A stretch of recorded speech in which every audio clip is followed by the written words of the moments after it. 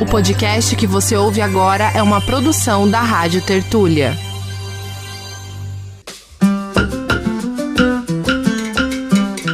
Oi, gente! Bem-vindo e bem-vinda a mais um episódio do podcast A La Cubana. Eu sou Bia Pasqualino e hoje tô aqui com um assunto pouco polêmico, quase nada. A profunda crise que atinge Cuba asfixia a capacidade do governo para abastecer os alimentos subsidiados que a população recebe há décadas. O pão no país está menor, o arroz chega a conta-gotas e produtos como azeite ou café se destacam pela ausência. Está faltando pão em Cuba, um alimento básico cuja escassez espelha a gravidade da fome que atinge o país. A falta de alguns alimentos e bens virou rotina, um símbolo de um modelo econômico socialista em crise, algo agravado por sanções dos Estados Unidos. O governo reconhece. Que Cuba está vivendo uma crise econômica e alimentar, a gente já sabe. Mas será que a fome chegou em Cuba? E a tal canastra básica, que é a cesta básica que o governo subsidia para os cubanos, ela não serve de nada mais? Por que está faltando alimento em Cuba?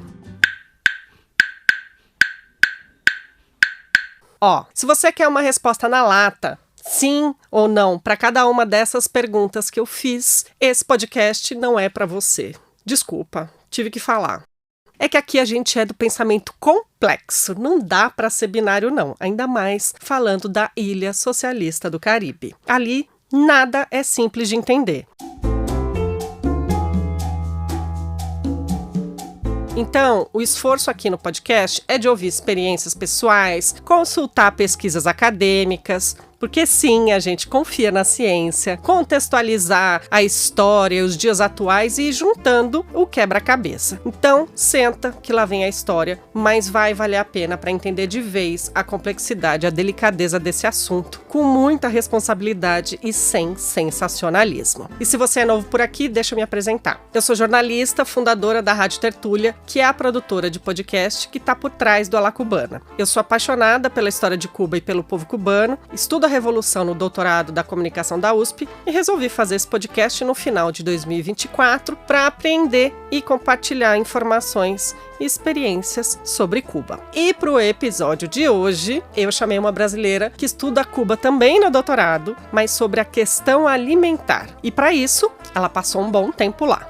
Bom, Bia, eu tô rindo porque é de nervoso, né? Porque essa pergunta é um pouquinho espinhosa.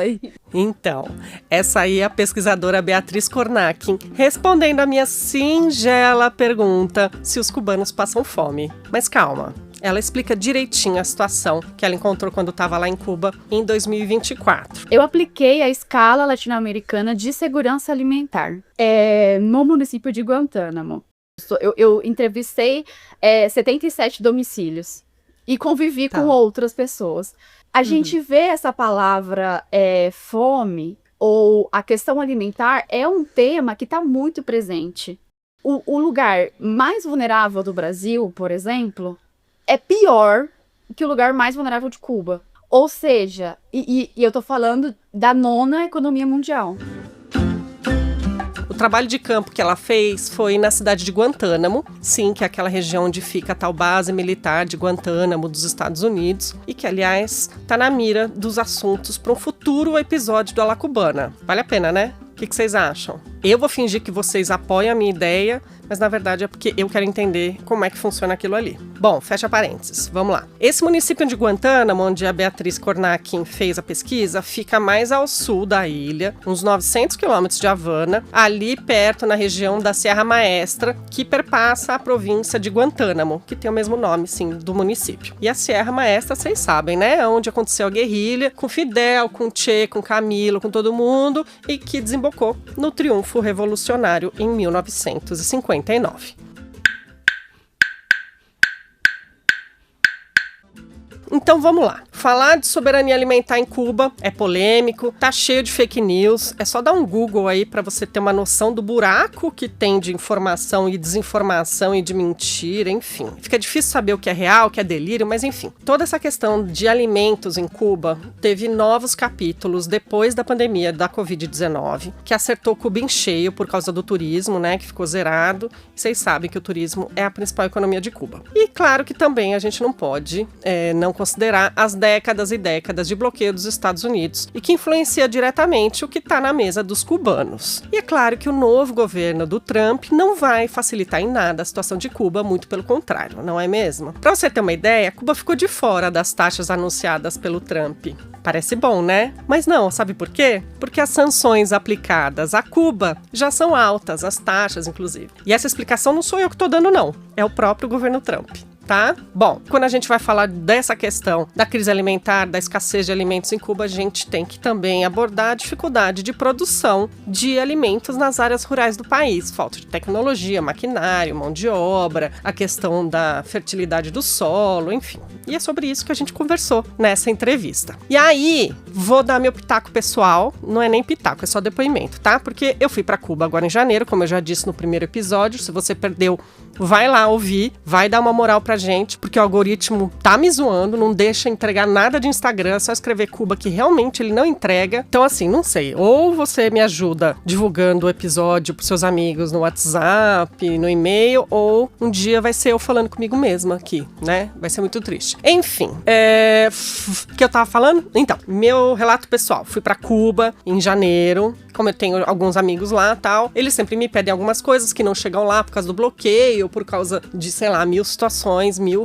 questões, e então sempre pergunto, né, o que eles querem que eu leve e tal. E dessa vez eu tava realmente mais preocupada com a questão da alimentação, do que eu poderia levar de comida, porque eu tinha ido logo depois da pandemia, assim, no final da pandemia em 2022, e fiquei um pouco chocada de como estava a situação, né? Cuba não tinha turista nenhum, tinha os apagões, enfim. Perguntei o que eles queriam e o resultado foi que eu levei 2 malas despachadas, num total de 46 quilos, mais a mala de bordo, mais 10 quilos, dá 56 quilos, só com comida, remédio e alguns utensílios que eu vou contar pra vocês. Eu levei só uma mochilinha nas costas com roupa, daquelas que você vai usar várias vezes, e eu ia ficar só uma semana, então tudo bem.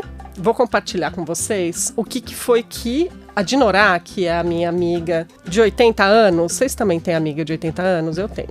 E que pediu algumas coisas pra mim. Deixa eu pegar aqui meu celular, peraí. Ó, eu vou ler as coisas que ela tinha me pedido pra comprar.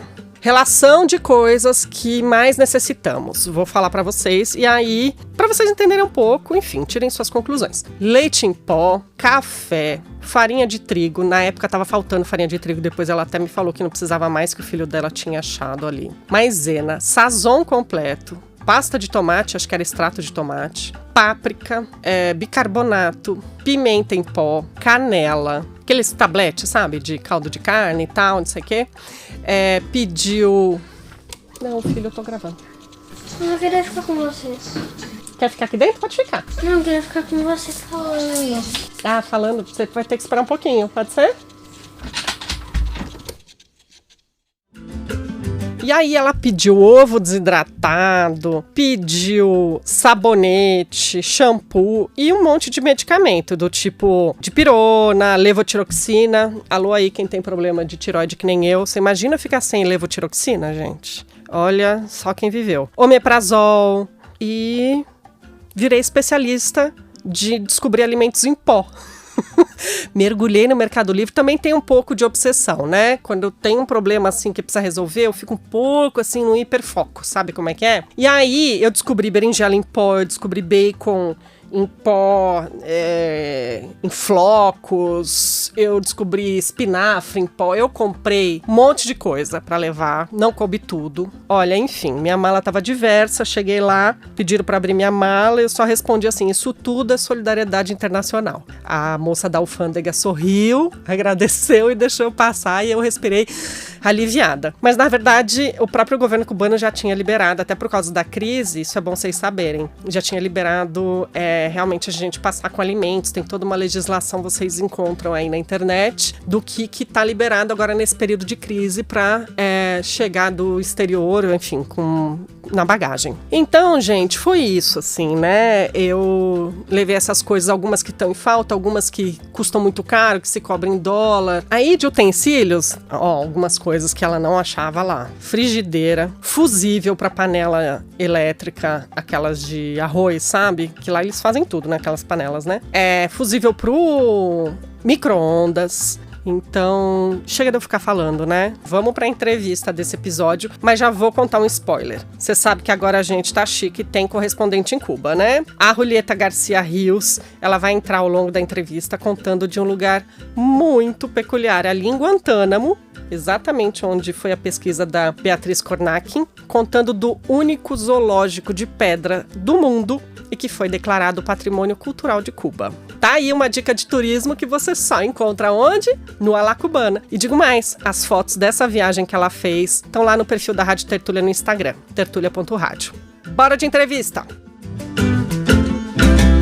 E hoje o podcast A La Cubana recebe a pesquisadora Beatriz Kornakin. Bem-vinda, Bia! Olá, como estás? Bom... Ai, já vai soltar um espanhol aqui, gostei. Sim. Bom, muito obrigada, Bia, pelo convite. Estou super feliz de estar aqui falando sobre um tema que me move tanto. E é isso, espero que eu consiga falar um pouquinho da minha experiência, que eu consiga compartilhar um pouquinho do que eu sei, que é uma gota no oceano. Muito obrigada. Estamos na mesma gota, fica tranquila.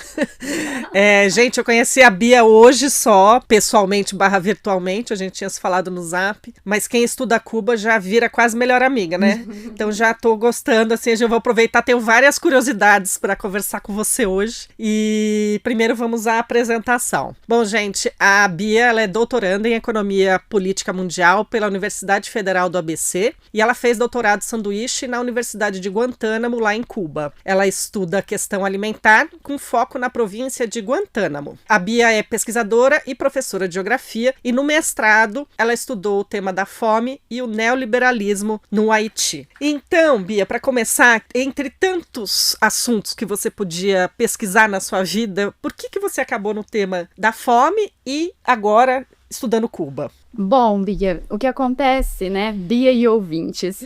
O que acontece Sim.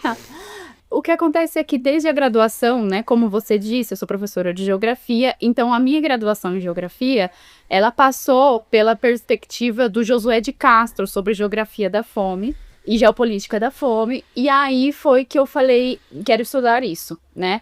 Então, na graduação eu estudei a questão alimentar das políticas de combate à fome aqui no Brasil. E aí, quando eu estava no finalzinho da monografia do TCC, eu então, fazendo uma análise, né, dos dados dos países latino-americanos, eu me deparei com os elevados índices do Haiti. E aí, então, no mestrado eu fui para o Haiti. E no doutorado, quando eu chego no doutorado, eu quis continuar estudando o Caribe e as relações do Caribe, porque é uma relação muito complexa com os Estados Unidos da América, né? E aí, então, continuar na temática alimentar, mas desde uma outra perspectiva, ou seja, se eu tenho, no caso do Haiti, um mercado super liberalizado, e a gente tem um cenário X de fome e insegurança alimentar, como que a gente vê isso num país que a gente tem uma economia planificada e que tem um maior controle acerca da formulação de suas... maior autonomia, né? Acerca da formulação de suas políticas, ainda que, claro, a gente tem todas as implicações, mas que existe esse maior controle, né? Como que isso é feito, como as políticas e a realidade da questão alimentar, ela é dada num cenário de maior autonomia, pelo menos na formulação de políticas acerca desse tema. E, claro, né, além disso, tem toda a nossa perspectiva latino-americana de crítica ao capitalismo, do símbolo que Cuba tem no nosso pra gente, né? Então, entender isso foram coisas assim que foram envolvendo a pesquisa. Mas vamos lá, voltando para seus estudos que começaram lá com Josué de Castro, eu queria compartilhar com você que acho que foi em 2023, eu fiz um podcast chamado Ciência da Fome, que justamente pegava os estudos do Josué de Castro e da Carolina Maria de Jesus, a escritora, e discutia toda essa questão da fome no Brasil. E por que eu tô falando isso? Bom, quem quiser ouvir, já vou deixar na descrição do episódio, porque tem a ver com esse tema que a gente vai falar aqui, mas porque o último episódio, eu fiz uma entrevista com o Frei Beto, né, o teólogo e escritor Frei Beto, que, para quem não lembra, ele foi um dos responsáveis do Fome Zero nos primeiros mandatos do presidente Lula, e hoje ele está assessorando o governo cubano no chamado Plan SAN, que é o Plano de Soberania Alimentar e Nutricional de Cuba, que tem apoio da FAO, que é a Organização das Nações Unidas para Alimentação e Agricultura. Bom, nessa entrevista, Bia, ele falou assim para mim: nesse momento, Cuba está vivendo um processo agudo de insegurança alimentar. É um fato, como viveu no período especial entre 1990 e 95, após a derrubada do Muro de Berlim. Então, o Plano SAN está sendo acelerado justamente para sanar essa dificuldade. Não há fome em Cuba, mas há insegurança alimentar, ou como eu digo lá, o cubano não tem fome, mas tem muito apetite, ou seja, não está podendo comer aquilo que ele gosta, mas é o que tem. Aí eu te pergunto, você concorda com essa análise que o Frei Beto faz? Existe fome em Cuba? Para além das nuances teóricas, queria te ouvir assim do ponto de vista do cotidiano. Como é? O que você viu, o que você vê pesquisando esse tema lá em Cuba? Bom, Bia, eu tô rindo porque é de nervoso, né? Porque essa pergunta é um pouquinho espinhosa e você me colocou uma citação de uma pessoa que é muito importante, né, para a história de Cuba, não só para a temática alimentar. O que acontece? Eu acho que aí é muito bom que você cita Josué de Castro, e eu já anotei aqui o podcast que eu quero escutar. Quando a gente fala do tema da fome, né, a gente sabe que é uma palavra, é um termo que ele é muito polêmico em si. E a gente pode até dizer que é um tabu, né? Eu tenho algumas referências brasileiras que, não sei se eu posso, vou citar aqui para poder falar, claro, que me ajudam dessa descoberta, né? Além da minha orientadora, claro, que é a Andréa Santos Baco, uma mexicana. Mas tem duas pessoas que abordam bastante essa construção da palavra. Um deles é o Tiago Lima, que ele é da UFPB, e agora ele fez parte da equipe da formulação do plano da Aliança Global contra a Fome, do BRICS. Sim. Sim. Uhum. Né? Tem um texto dele muito bom, que ele fala sobre como nós, por exemplo, aqui no idioma português, né, nós não temos equivalentes para a palavra família ou hambruna, por exemplo, né? E é muito interessante como essa palavra fome, ela guarda muitos significados. E eu acho que é por isso que ela é tão polêmica. E o fato dela ser tão polêmica faz com que sejam criados outros termos para evitar constrangimentos, né? Que essa é a perspectiva, por exemplo, do José Raimundo, que ele é geógrafo também, ele também está na UFBC. Ele fez parte, né, da equipe do último inquérito que aconteceu sobre o estado da insegurança alimentar de São Paulo. E aí ele fala, né, no outro texto dele, ele vai falar sobre o Atlas da Situação Alimentar no Brasil. Ele vai dizer como esse termo que a gente conhece muito, né, como insegurança alimentar e segurança alimentar, como ele foi criado, na verdade, né, para tentar, de certo modo, nos Estados Unidos da América, aí, né, a gente está falando de uma escala que foi criada para poder medir esse nível de insegurança alimentar, essa experiência de insegurança alimentar, que ele vai dizer, é experiência de fome, né? Quando foi... Uhum. Então tem isso, primeiro, que eu acho que é importante dizer, né? Quando a gente fala de fome, a gente está falando de uma coisa muito complicada de definir, e o fato de ser complicado faz que sejam criados outros termos, e para evitar constrangimentos.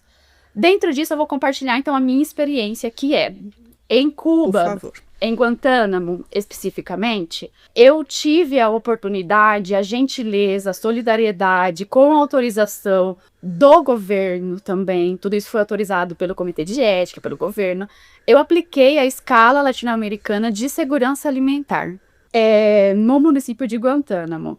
E eu tô agora, justamente nessa fase do doutorado, em fase de analisar esses dados, né? Até ontem mesmo confundi o horário porque eu não vejo nada mais que 1 e 2 na minha frente, de sim e não, sim e não, sim e não, numa tabela de 115 colunas do Excel. Nossa, que fácil. Ai, gente, ela falou de confundir horário, é que a gente confundiu o horário da gravação hoje. Mas deu tudo certo, estamos aqui. Tá justificadíssimo agora. E aí, o que acontece existe uma situação de insegurança alimentar por grande parte dos municípios que eu visitei. Como a gente tem essa questão do termo fome, né? Se você pergunta para os cubanos, para alguns, tá? Eu não vou falar por todos. Eu entrevistei 77 domicílios e convivi com outras pessoas. A gente vê essa palavra fome ou a questão alimentar é um tema que está muito presente, tá? Então, eu tenho pontos de divergência nessa afirmação, inclusive porque o cenário cubano, ainda que exista uma política de tentar garantir uma maior igualdade regional, existem as desigualdades regionais. E eu, por exemplo, estive no extremo oriente do país. Então, só para a gente ter uma noção, existem muitos alimentos que são importados. E muitos deles, né, especialmente os alimentos, 50% dos alimentos da canasta básica, né, que é a cesta básica, que o cubano que são os alimentos subsidiados, que o cubano pode acessar nas bodegas, por exemplo, pelo menos 50%, não mais, é importado. Essa importação, ela chega especialmente no Porto de Havana. Então, por exemplo, a farinha, né? A farinha que é um item fundamental para Cuba porque tem um pão diário por um peso que é garantido pela canasta. O tempo que essa farinha chega em Havana, por exemplo, é muito diferente do tempo que chega em Guantánamo. Que é na outra ponta daí. Que é na outra ponta. E aí você fala, bom... E aí a gente adiciona mais um elemento aí muito importante, que o país está com uma crise de combustível. Então, ainda que o transporte de alimentos e a produção, né, a temática alimentos é uma prioridade para Cuba, e isso é fenomenal, né? O país ele está prontamente para produzir alimentos e garantir alimentos para a sua população. E isso é visto em todos os meios. Não há como negar que a formulação de políticas em Cuba, ela vem funcionando para isso. Isso não há como negar, né? Ela vem funcionando para isso. Mas existem muitos entraves que têm a ver com a questão, né, do cenário econômico internacional, não só o bloqueio, como a elevação dos preços de commodities, né, como o próprio trigo, por exemplo, e questões internas também, claro, que fazem com que eu pare para refletir um pouquinho mais sobre essa afirmação do queridíssimo, né, claro, e super referência, Frei Beto. Por exemplo, o Plan SAN, que ele ajudou a formular, tem uma cartilha de aplicação, que é uma coisa linda. Ou seja, para que o Plan SAN seja... aterrize, né, que não seja algo só nas leis, que ele aterrize de fato, que essas dimensões sejam discutidas com a comunidade. Essa cartilha é super didática, que é uma cartilha de entendimento e construção do que a comunidade pode fazer para melhorar a sua alimentação desde o que existe. É lindo. E também muito importante dizer que, a partir desse Plan SAN, isso inspirou, inclusive, a criação da Lei Nacional 148/2022, que é a Lei de Soberania e Segurança Alimentar e Nutricional em Cuba. Então, enfim, né, a gente tem muita coisa para falar. Daí, eu acho que eu fiz justamente o que eu disse que é feito para evitar constrangimentos, porque... Mas, enfim, eu acho muito difícil uma afirmação dessa categórica, assim, e acho que, enfim, simplesmente refletiria um pouquinho mais sobre essa afirmação. Claro. Exato. Sim. Não, deu para entender o seu raciocínio, e eu acho que, enfim, você também não ouviu essa entrevista, então só tirei um trecho, então depois vale, porque o próprio Frei Beto contextualiza tal, então vale todo mundo ouvir depois, mas é porque a grande questão, eu acho que todo mundo quer uma resposta muito simples de, tem fome em Cuba, né? As pessoas querem uma resposta sim ou não, né? E enfim, independente Bia, de sim ou não, existe um problema dado, né? Pode falar. Existe. Eu às vezes, né, é uma realidade. Quando você chega, primeiro você tem uma Cuba na sua cabeça, antes de você ir para Cuba. E aí você tem uma Cuba no primeiro mês que você fica, na primeira semana, e eu fiquei 10 meses. E aí, Sim. todos os dias isso vai mudando. E aí você tem outra informação que quando você chega. Que aí você fica num não lugar de não lugar, assim, sabe? Você fala, mas porque o que acontece? Primeiro, quando você chega lá, né, você vê que de fato, eu não posso dizer, seria ilusão, seria mentira, né, da minha parte, dizer que, por exemplo, um cenário semelhante ao que eu estudei, eu não fui ao Haiti, mas é muito longe, né? É muito longe um cenário vivenciado, por exemplo, por Haiti, que está muito perto, inclusive Guantánamo está super pertinho, né? Do cenário logo ali haitiano. É muito diferente o cenário cubano do cenário haitiano. Isso Você diz em perspectiva da fome, do Exato. quão grave e visível, entendi. Exatamente. É muito diferente.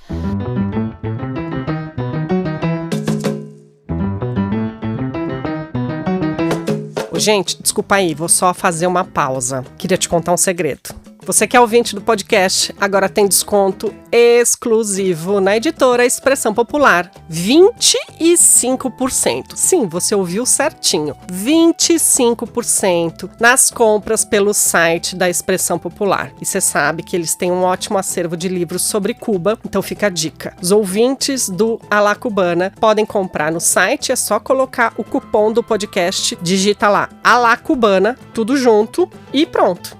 Segredo revelado, bora voltar para a entrevista. Uma das coisas, né, que eu sempre falava para eles é acerca da desigualdade socioeconômica, que eu acho que ilustra um pouco para a gente entender, porque a gente também tem uma perspectiva muito binária de coisas, né? Super. Uhum. E aí eu falo assim, olha, por exemplo... E em Cuba é tudo complexo, né? Não, tudo. Tudo. Eu falo, quando eu cheguei lá, eu falei assim, é um mercado muito segmentado, né? E você tem 3 moedas de circulação e um mercado super segmentado. Eu cheguei lá, a minha sorte é que a senhora que eu fiquei na casa, ela foi me ajudando. Ela falou assim, olha, aqui você compra isso, aqui você compra esse outro, aqui esse outro, aqui é mais caro que aqui. E, sabe, então ela foi super me orientando, me levando nas feiras e tudo mais. E isso me ajudou, mas é um mercado super segmentado, que é muito difícil de você entender a dinâmica até você se acostumar. Mais uma coisa, pra gente poder entender essa dinâmica de desigualdade, né, que eu sempre falava lá, eu falava assim, olha, o Brasil, ele é a 9ª economia mundial. E aí eu falava, eu estou numa província de Guantánamo, que é se não a mais, é uma das províncias mais vulneráveis de Cuba. E aí eu falava, eu estou... O lugar mais vulnerável do Brasil, por exemplo, é pior que o lugar mais vulnerável de Cuba. Ou seja, e eu tô falando da 9ª economia mundial.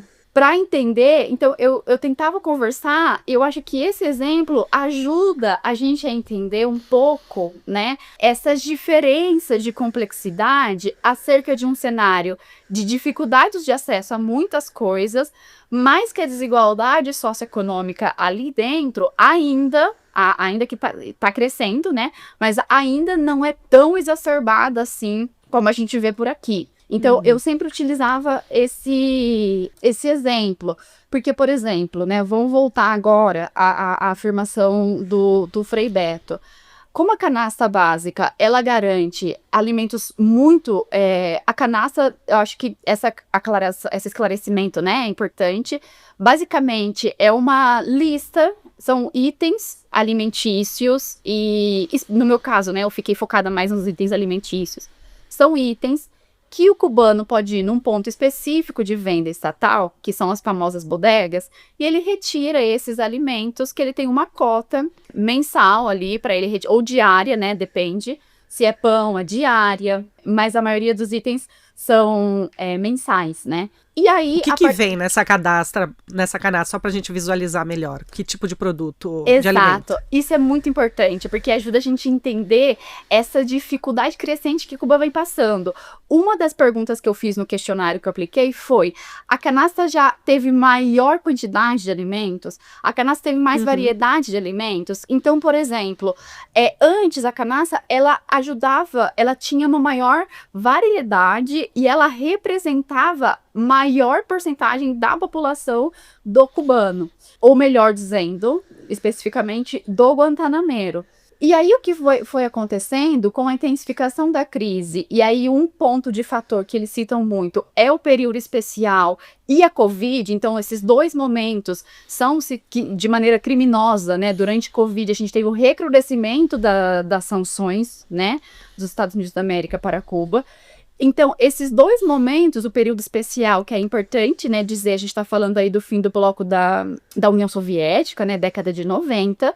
Então, esse momento, e por que isso foi importante? Porque a União Soviética e Cuba tinham relações muito favoráveis, trocas favoráveis de comércio, né, que ajudavam Cuba a sobreviver em meio ao bloqueio imposto. Então, quando a gente fala do fim dessa relação, por conta do fim da União Soviética, a gente fala, então, de uma dificuldade crescente, que para esses cubanos que eu consegui conversar, foi, então, período especial e Covid, esses dois momentos que marcam essa diminuição dos itens da canasta básica, ou seja, os itens eles continuam ali na lista, né? Então você tem ovos, você tem arroz, você tem feijão, você tem óleo, você tem ovo, frango, por exemplo. Só que essa lista, quando você vê numa perspectiva histórica, né, quando você vê a frequência de quanto isso está sendo distribuído, de quanto isso está sendo disponibilizado, ela está caindo. E aí o que acontece? Qual que é o problema disso?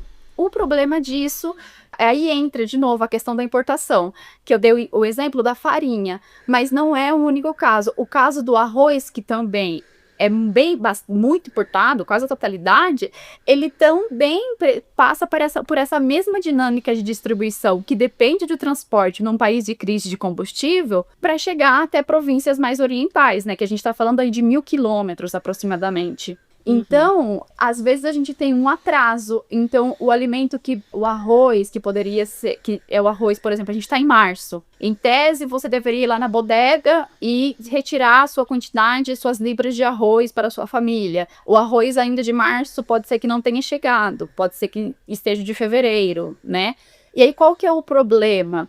A diferença de preço entre o mercado subsidiado e o mercado que não é subsidiado, o mercado, enfim, né, privado, o mercado livre agropecuário, que tem preços tops, né, que tem os preços topados. Mas esses preços topados, eles... Topados você quer dizer que são altos, é isso? Eu nunca tinha ouvido falar esse termo.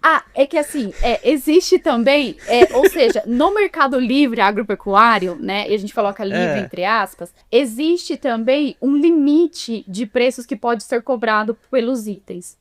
Tá, um mínimo e um máximo. Mas aí a gente tem o que eles falam, né, el de derecho y lo que pasa de hecho. E aí o que acontece é que, apesar que essa prática, existe uma fiscalização para que isso ocorra e tudo mais, como a gente tem um nível de vulnerabilidade muito grande, a gente tem uma série de questões aí complicadas de fiscalização mesmo, esses preços, eles nem sempre são praticados como deveriam ser praticados. E muitas vezes os alimentos são oferecidos num preço além, né, acima desse preço topado, tá? Então, só para a gente ter um exemplo, assim, o ovo, que é um alimento que está garantido na canasta, ele, por exemplo, em Guantánamo, tinha meses que demorava bastante para chegar. E aí você tem 5 ovos e você paga pouquíssimo por isso, assim, sabe? Você paga 5 pesos. Isso é o ovo na canasta, subsidiado. No mercado, na rua, né? No mercado de calle, por exemplo, você encontra ovo por 100, 120 pesos. É uma diferença muito... Nossa. Um ovo. Sim. E aí a gente tá falando de um salário médio, de 4 mil pesos. E essa diferença entre o que é subsidiado e o que não é muito grande. Então, quando o alimento que é subsidiado demora para chegar ou não chega, fica muito difícil do consumidor cubano acessar esse outro mercado privado. Sim, se explica bastante, sim. E a gente, como turista, vê, né? Isso lá, né? Porque a gente... Quer dizer, você estava como estudante. Mas, enfim, às vezes que eu fui para lá como turista, o preço em dólar ou em cookie, enfim, é muito diferente do cobrado, né? Nessas bodegas, enfim. E eu queria aproveitar e te perguntar uma coisa. Por que Cuba tem tanta dificuldade de produzir seus próprios alimentos? Porque eu ouvia, às vezes, os próprios cubanos, enfim, falando, todo mundo agora tem diploma universitário, algumas pessoas falavam isso, tem diploma universitário, então ninguém quer ficar no campo. Isso explica tudo? Isso é verdade? Isso não é? Né? Queria que você contasse um pouco, porque é isso que você está falando, vem muita importação e tal. Pode muita gente pensar, então, mas não é só eles irem plantar que acaba esse problema? Como que você responde a isso? Bom, vamos lá. A gente tem, primeiro, isso é em partes, primeiro, essa afirmação, em partes, ela é parte da verdade, né? Existe um êxodo rural. E tem a ver também, né, com essa questão de, olha só, antes o camponês, ele não tinha acesso à educação, e um dos sucessos da Revolução foi a alfabetização, a campanha de alfabetização, foi ter escolas no campo, foi possibilitar fornecer ensino superior, técnico, para os filhos dos camponeses, os próprios camponeses, e a gente tem esse êxodo rural, e aí o êxodo rural ele não é uma particularidade de Cuba, né? A gente vive isso na América Latina, essa é uma tendência mundial, né? Agora, a gente tem outras questões que são a atividade rural, né? Eu acho isso muito importante, porque geralmente a gente tem uma tendência, né? A gente que vive aqui no meio, né, de sentado, não que isso seja fácil, né? Não é fácil também, né? Mas existe uma diferença entre os... Brutal, no caso, né? Brutal. Entre o trabalho rural, né, ou o trabalho, as atividades que estão relacionadas ao rural e as atividades que estão relacionadas ao urbano, se a gente ainda entende essa dicotomia, né, porque essa dicotomia também, hoje, ela já nem é mais tão real assim. Mas, né, para ilustrar, né, as atividades que a gente pensa mais de cultivo da terra, elas são bem pesadas. E aí o que acontece? A gente está falando de um cenário de dificuldades de acessar maquinários, porque aí eu tive a belíssima oportunidade, eu não posso, enfim, né, eu sempre que eu vou falar dessa minha experiência do doutorado sanduíche, eu sempre vou agradecer muito, muito, muito a todas as portas que todos os cubanos, o governo cubano, o partido, me abriram, a Universidade de Guantánamo. Eu preciso falar disso, porque sem isso a minha pesquisa ela não seria feita, né? Me possibilitaram aplicar a escala, eu visitei cooperativas, né? E eu pude conversar com camponeses, com presidentes das cooperativas. E aí a gente tem um cenário no qual existe uma falta muito grande de insumos agrícolas, de maquinário no geral. E aí você fala, bom, pode ser utilizado, por exemplo, né, os insumos fertilizante, herbicida, esses insumos que eram muito fornecidos também, que aí a gente está falando também do período especial, ou seja, além das trocas que possibilitavam divisas para Cuba e tudo mais, quando a gente fala da União Soviética, a gente também está falando de fornecimento de insumos importantes para a produção de alimentos, né? Que aí a gente tem uma diferença muito grande, que a Joana, justamente, né, a Joana Salem Vasconcelos, que é uma grande pesquisadora também de Cuba, né, ela vai falar justamente dessa história agrária, né, da Revolução Cubana, e aí, ou seja, há uma mudança muito grande na perspectiva de produção de 90, da Revolução, né? Desde a Revolução. E aí, em 90, e aí assim, né? Da Revolução até 90 acontece uma série de coisas, de reformas agrárias e tudo mais. Mas para ser mais sucinta, né? Essa década de 90, desse período especial, em tempos de paz, né? Vai marcar aí um ponto de ruptura muito importante para Cuba, que é essa dificuldade de acesso a insumos, a maquinário, e como alternativa vem a produção agroecológica. Só que ela tem as suas dificuldades inúmeras também. Então, por exemplo, uma das coisas que eu falava bastante com os campesinos, que era uma queixa de quase todos, é essa dificuldade de acessar maquinário, porque aí a gente está falando como que é arar a terra sem ter um trator. Aí você pode me responder, bom, é tração animal, né? E aí eu vou te dizer, mas infelizmente existe uma alta taxa de roubo de gado dos animais que são utilizados para arar a terra.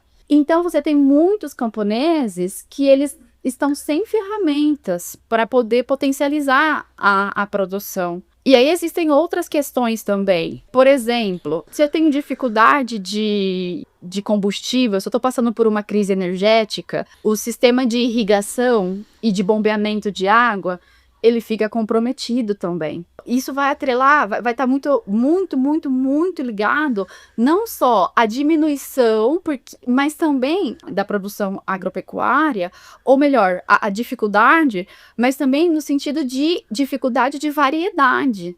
Então, muitas fincas, né? Lá, fincas são, como a gente chama aqui, roça, terreno, né? As fincas, lá, muitas delas, eles diziam, olha, antes, o forte dessa finca aqui antes era produção de hortaliças. Mas hortaliça demanda muito mais cuidado, demanda mais água. Então, como a gente passou a ter menos insumo, tem a crise energética, a gente planta plátano, né?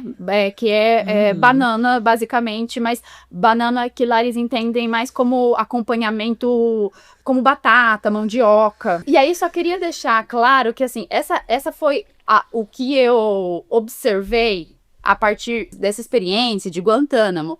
Mas também é importante dizer que o fato de que essas são dificuldades que estão colocadas. Isso não significa que as alternativas não estejam sendo trabalhadas. Tanto que muitos estudos, especialmente em províncias mais ocidentais, vão apontar para o aumento da produção de hortaliças, por exemplo, a partir de práticas agroecológicas também, tá? Então, assim, perceba que existe, sempre que eu vou falando, tem o real, o que é ali, né, o que tá, mas também tem sempre, quando vem na minha cabeça essa realidade, eu sempre penso também nesses esforços que o governo cubano faz para tentar incentivar o oposto, para reverter esse quadro. Então, por exemplo, quando eu falo do êxodo rural, também tem as políticas mais recentes de tentativa de recampanização, ou seja, de trazer o pessoal de volta para o campo, né, facilitando o acesso à terra a partir de leis de usufruto, tentando estimular a produção, pagando mais ao produtor e não deixando esse preço maior que o Estado paga ao produtor ir para o consumidor, né? Ou seja, subsidiando. Equilibrando melhor, né? Exato. Exato. Então, especialmente na produção de leite, por exemplo, que é bem difícil, né? São várias dificuldades, né? Muitas políticas são vistas como interessantes, como essas. Algumas, elas são um pouquinho mais complexas, como, por exemplo, alguns atrasos em pagamentos para os camponeses. Mas, assim, existe um trabalho efetivo para isso, sabe? Se vê trabalho para isso, a nível de legislação, a nível de tentar fiscalização e tudo mais. Sim, não estão ignorando, né, a situação, Não. que é o que poderia acontecer e como acontece em vários países, né? Agora, eu faço questão de sempre falar no bloqueio, porque, óbvio, o bloqueio influencia em toda essa realidade de Cuba, mas também porque nas últimas vezes que eu fui para Cuba, eu estive lá agora em janeiro, aí fui em 22, e aí foi em 13, enfim. São Cubas muito diferentes, mas uma coisa que mudou e que eu percebi mais na boca de alguns cubanos com quem eu tive contato é sobre o bloqueio dos Estados Unidos. Eu vejo... E aí eu tô falando sem nenhum ponto de vista científico, viu, gente? É só o que eu vivi, de acordo com as pessoas que cruzaram meu caminho. Eu vi alguns cubanos falando muito de que o bloqueio não é tudo isso que falam. Existe um discurso que eu percebo mediado um pouco pelas redes sociais também, dessa mídia que entra, né, pelos TikTok da vida lá, mas que parece que o bloqueio virou uma desculpa. E eu acho que aqui no Brasil também tem gente que pensa isso. E a gente, quando vai para Cuba, percebe os efeitos do bloqueio, e olha que nós somos turistas. Então imagina na vida dessas pessoas. Então eu queria te perguntar, o quanto o bloqueio dos Estados Unidos sobre Cuba impacta essa questão da alimentação dos cubanos, e de que maneira? Então assim, eu tô querendo te ouvir não só do ponto de vista político, mas do prático. O que você viu na sua vivência lá? Tipo, dá alguns exemplos pra gente conseguir entender, sabe? Bom, quando a gente fala da alimentação, né, que eu acho que esse é um desafio também, eu não gosto muito de ficar falando com muito número, mas às vezes para a gente ter um pouco de dimensão é interessante, né? Que eu acho que provavelmente em alguma outra entrevista esses números, essas cifras já tenham sido citadas, né? Mas, por exemplo, entre março de 2022 e fevereiro de 2023, o bloqueio resultou em danos e prejuízos da ordem de 4,85 bilhões de dólares, né? Ou ainda 555 mil dólares por hora. E quando a gente vai especificamente para o setor agrícola, nesse mesmo período, os danos são de aproximadamente 274 milhões de dólares. Ou seja, o bloqueio impacta desde a produção até o consumo de alimentos. E por quê? Porque o que acontece? Quando a gente tem uma dificuldade tão grande de acessar insumos, um dado importante, por exemplo, em uma das entrevistas que eu fiz com um especialista, o especialista do Centro de Desenvolvimento Local da Universidade de Guantánamo, ele estava me dizendo que uma coisa básica, assim, sabe? Antes, ele falou, olha, antes do acordo Bayer-Monsanto, e aí, um parênteses muito grande aqui, gente, muito grande, muito importante. Eu não defendo, eu não gosto de nenhuma dessas duas grandes aí. Mas uma coisa muito importante que ele disse, enfim, né, tô dizendo desde essa percepção. Ele falou, antes do acordo Bayer-Monsanto, existiam alguns insumos que nós conseguíamos acessar, da Bayer, por exemplo. A partir do momento que a gente tem acordo Bayer e Monsanto, isso cessa praticamente. E por que isso, né? Porque aí a gente tem a origem da Monsanto, que é estadunidense, né? A Bayer é alemã. E aí a gente tem essa diferença. Então, quando a Monsanto e a Bayer, elas fazem essa fusão, isso resulta em uma maior dificuldade para o acesso a mercados de insumos, por exemplo, de Cuba. Bom, falando dessa parte de produção, né, além da dificuldade, além do que o bloqueio significa, de dificuldade de divisas, de Cuba gerar divisas em si, por conta dessa perspectiva de enfim, né, várias empresas transnacionais não fazem acordos e tudo mais, por conta desse mecanismo do dólar, né, basicamente, de rastreio do dólar e tudo mais.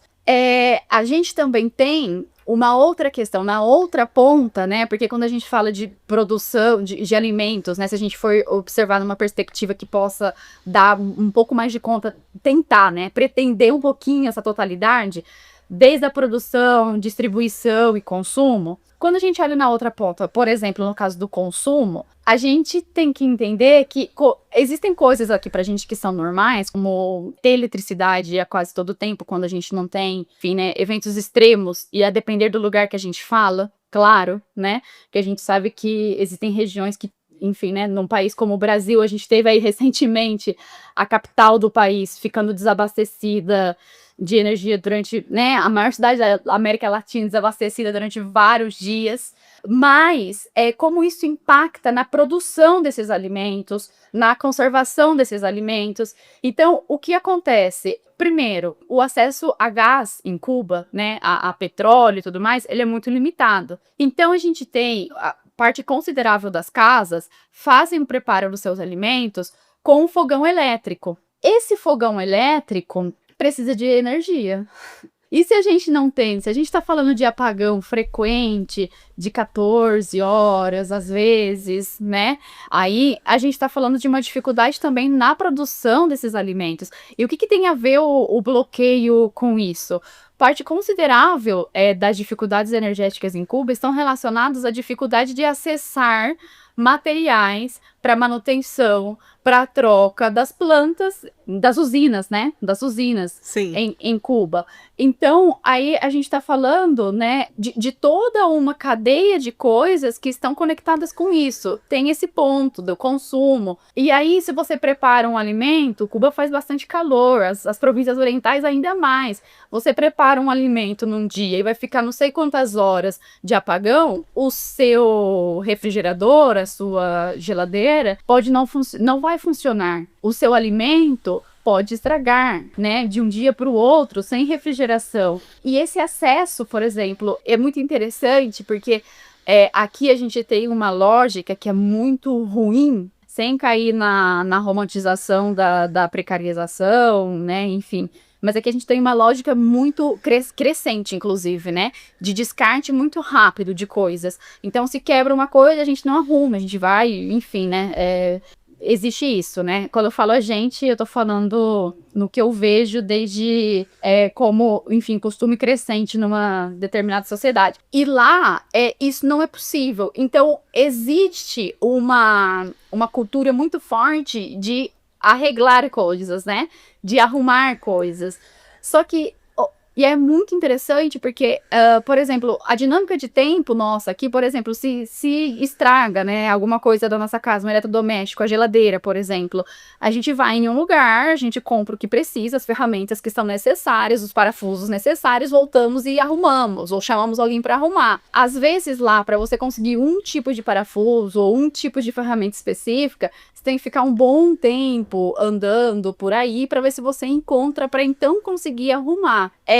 Vou te interromper só para que eu tenha um depoimento pessoal sobre isso. Porque essa questão do apagão, por exemplo, né, Bia?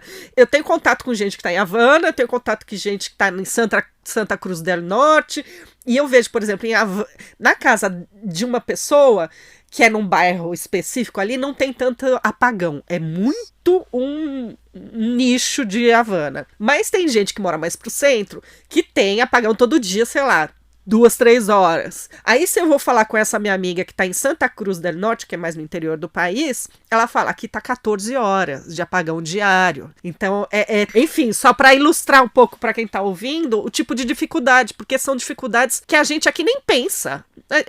É uma coisa assim que a gente nem, se a gente quiser, não é que a gente não tá consciente, é tudo automatizado na nossa cabeça, né? Então vai criando, o bloqueio vai criando esses bloqueios no cotidiano, né? Então eu queria caminhar agora para o final da entrevista, Bia, e te pedindo uma recomendação para os nossos ouvintes do podcast que gostam de Cuba. O que você daria de dica cultural, assim, sei lá, uma música, um filme, um livro? Bom, tem bastante recomendação. Eu acho que tem um documentário bem interessante que chama Breton Não É um Bebê, mas tá em espanhol. Mas que ele tem uma perspectiva mais ou menos parecida. Não sei se alguém chegou a ver aquele Cuba e o Cameraman na Netflix. Esse eu vi.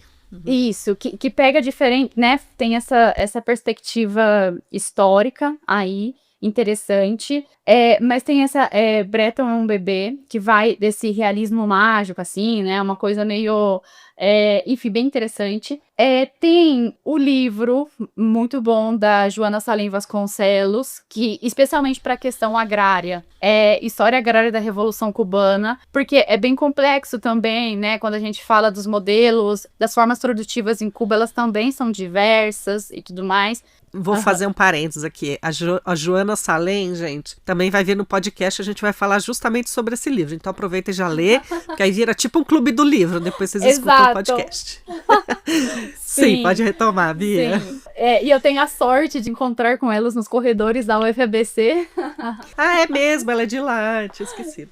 Sim, e... um dos motivos do porquê eu fui estudar Guantánamo foi porque eu via que muito material produzido sobre Guantánamo falava muito, muito, muito, muito sobre uma coisa que é a coisa que a gente justamente critica, né? Que é a base militar dos Estados Unidos. E aí eu fico, tudo que sabemos, né, sobre essa região. Exato, tudo que sabemos, né? Então, eu quis produzir material sobre outra coisa que não fosse isso, ainda que isso afete bastante. Inclusive, desde a perspectiva de desenvolvimento industrial, né? Enfim, porque é uma zona de paz, mas tem uma base ali, né? Enfim, até que ponto destinar investimento para industrializar uma área que tá potencialmente em risco é interessante, né? Mas assim, voltando, Claro. então, ou seja... Sim, né? esse é outro podcast. Esse é outro, sim. E aí, desde essa disso, né, dessa constatação, tem um poema que eu fiquei encantada quando eu escutei. Ele tá em espanhol, e aí eu posso fazer esclarecimentos, né? Que basicamente esse poema, ele chama Guantánamo, e eu fiquei encantada porque é justamente isso, né? Essa crítica a partir de elementos que existem em Guantánamo, Cuba, que para mim são lindos, né? E esse poema é de autoria, enfim, eu já tinha escolhido esse poema antes de que eu tinha visto esse poema em uma apresentação, antes do autor ser meu marido, então não estava enviesada nessa época. Não é jabá, gente, tá esclarecido. Tá. Mas chama Guantánamo no poema. E são muitas referências de pontos turísticos de Guantánamo, da província de Guantánamo.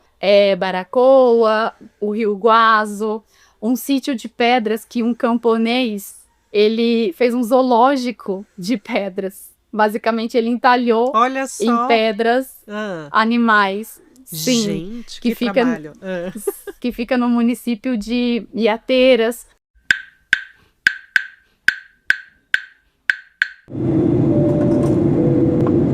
Damas y caballeros, sean todos bienvenidos a La Habana. Budísimo and welcome to Habana. Ha sido un placer servirles, esperamos poder atenderles nuevamente. Hola, hola. Bueno, desde acá les doy la bienvenida y les cuento que hoy estamos en Guantánamo, a más de 40 Olá. quilômetros. Bem, daqui lhes dou as boas-vindas e conto que hoje estamos em Guantánamo, a mais de 40 quilômetros da capital de Guantánamo. Passando pelo município de Manuel Tamés, chega-se ao Zoológico de Pedra, um lugar onde há uma vegetação exuberante.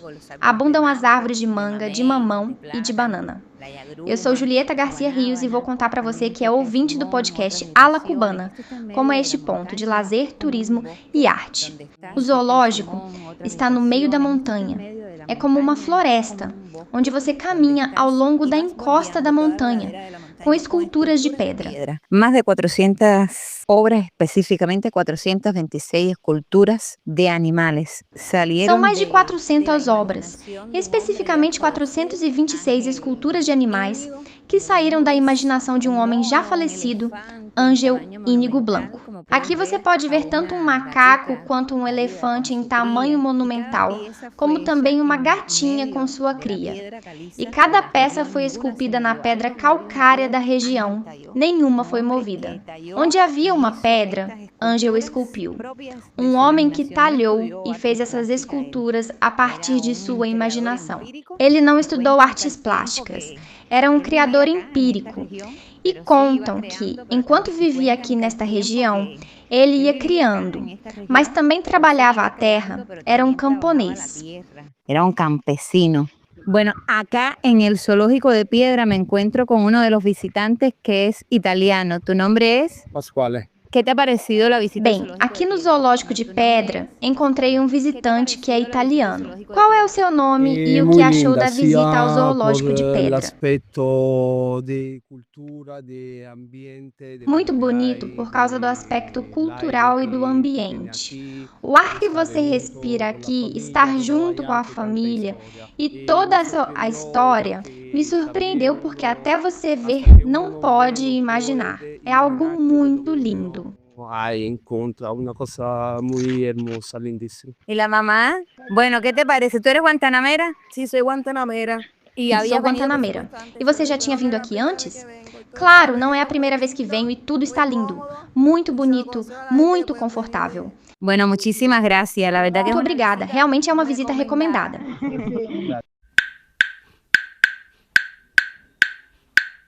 Vou deixar também na descrição esse poema para quem quiser ler com calma. E aí, eu queria, então, te agradecer muito, Bia, pela entrevista. Obrigada, viu?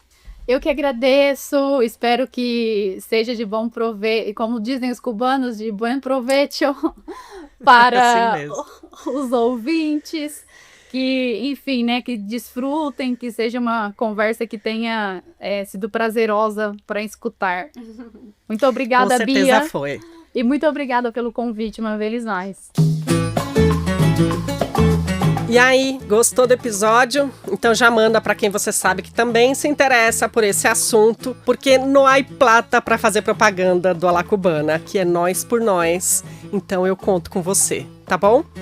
Vamos de spoiler para você que ouviu até aqui. No próximo episódio, tchananã. Agora, a tranquilidade com que você me fala que aí eu fiz um curso com o Gabriel Garcia Marques é assustador, Iana. Como é que foi essa experiência? Me explica. Então, desde que a escola foi fundada, na época do Festival Internacional do Cinema Latino-Americano, que é em dezembro, o Gabriel Garcia Marques ia e fazia um curso para convidados. Foi maravilhoso.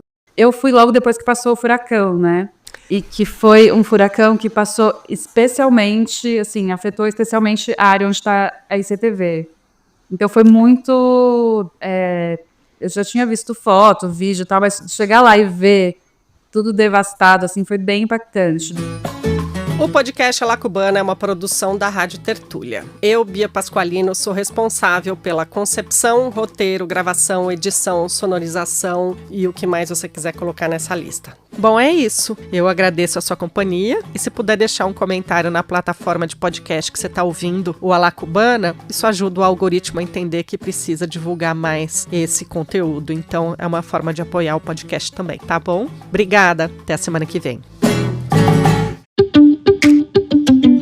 Quer produzir um podcast? Chama a Rádio Tertúlia, estúdio profissional e 20 anos de experiência na área. radiotertulia.com.br